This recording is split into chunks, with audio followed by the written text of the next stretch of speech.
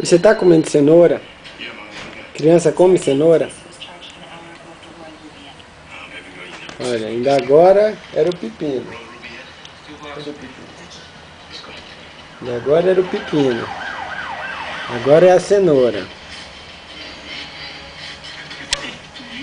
Então, seu pepino, vou deixar seu pepino aqui.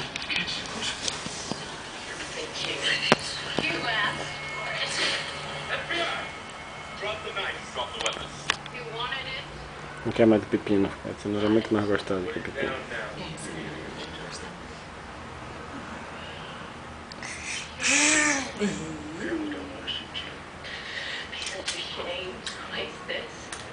Sua gordinha come tudo! Olha, olha, olha o bico. Pra comer uma cenoura.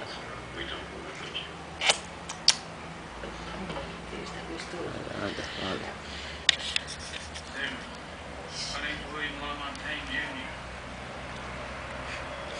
Mela no tapete, só para absorver umas bactérias. A umidade grudar a poeira. Volta pra boca. Não fique fazendo isso com a cenoura!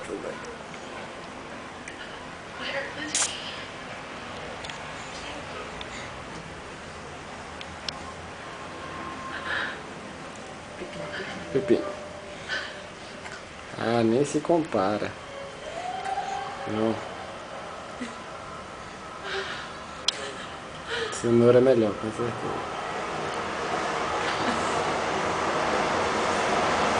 Sua gordinha doida! Vai ser como quando ela tiver dentinho, que aí ela vai tirar o caldinho.